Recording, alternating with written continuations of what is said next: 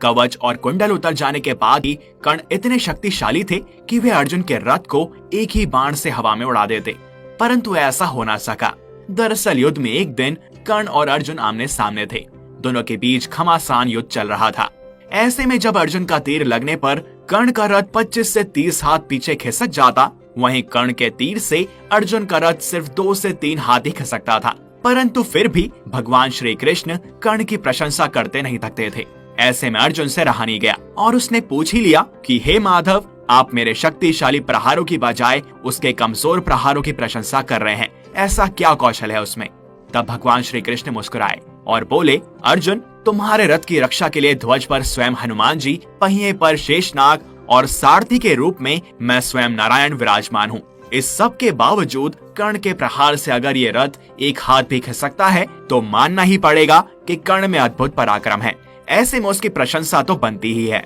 जैसे ही महाभारत का युद्ध खत्म हुआ, अर्जुन का रथ अपने आप धू धू कर जल उठा और देखते ही देखते राख हो गया। युद्ध समाप्त होते ही भगवान श्री कृष्ण ने सबसे पहले अर्जुन से रथ से उतरने को कहा था और इसके बाद वे स्वयं रथ से उतरे थे। इन दोनों के उतरते ही हनुमान जी और शेषनाग भी अंतर ध्यान हो गए थे, जिसके बाद तत्काल ही रथ जलकर भस्म हो गया। यह देखकर अर्जुन हैरान रह गए। तब श्री कृष्ण ने उन्हें बताया कि यह रथ तो भीष्म पितामह, आचार्य द्रोणाचार्य और कर्ण के प्रहारों से पहले ही समाप्त हो चुका था, लेकिन इस रथ पर हनुमान जी, शेषनाग और उनके सारथी के तौर पर विराजमान होने के कारण यह केवल संकल्प से चल रहा था और अब हमारे रथ से उतरते ही यह भस्म हो गया। हनुमान जी के बारे में तो सभी जानते हैं कि उनके बिना यह युद्ध जीतना तो असंभव था। हनुमान जी से पांडवों की मुलाकात वनवास के दौरान गंधमादन पर्वत पर हुई थी।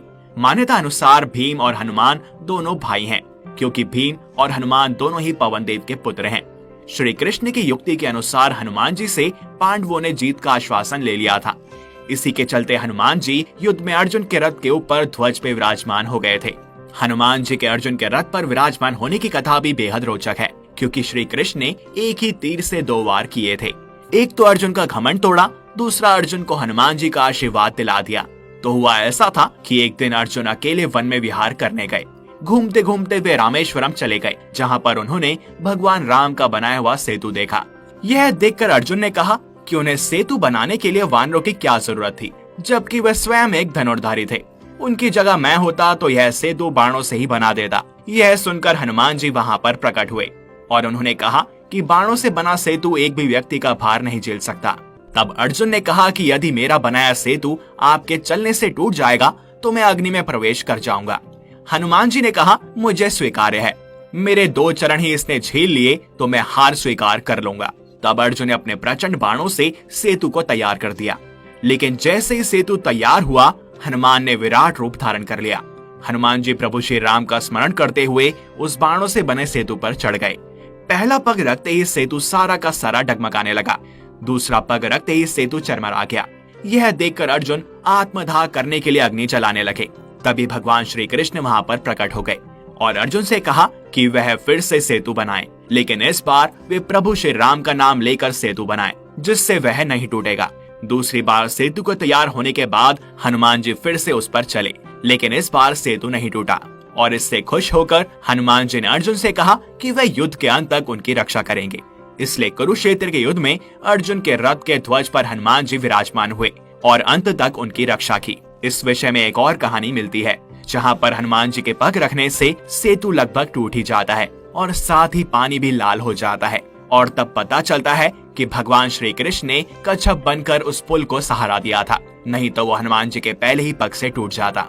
यह जानकर हनुमान जी को बहुत दुख हुआ, क्योंकि उनके कारण उनके प्रभु को क्षति पहुंची और वे स्वयं आत्मदाह करना चाहते थे। वहीं दूसरी ओर अर्जुन का घमंड टूट गया और वे भी पश्चाताप करने लगे, जिसके बाद भगवान श्री कृष्ण ने हनुमान जी को रोकते हुए कहा कि यह सब उनकी ही लीला थी। और इसके बाद हनुमान जी ने अर्जुन की रक्षा हेतु उनके रथ की ध्वजा पर विराजमान हो गए और इसी कारण से अर्जुन युद्ध में इतने पराक्रमी योद्धाओं के सामने जीत पाए। अब जिसके साथ स्वयं नारायण और हनुमान जी हों, उसको भला पराजित कौन कर सकता था। और साथ ही साथ अर्जुन के पक्ष में धर्म था और वहीं दूसरी ओर कर्ण अधर्म के साथ खड़े थे। इसीलिए कहते हैं कि धर्म के मार्ग पर चलने वाले लोगों के साथ ईश्वर स्वयं खड़ा होता है। तो इस वीडियो में बस इतना ही। आपको इस विषय में जानकर कैसा लगा, हमें कमेंट सेक्शन में जरूर बताएं।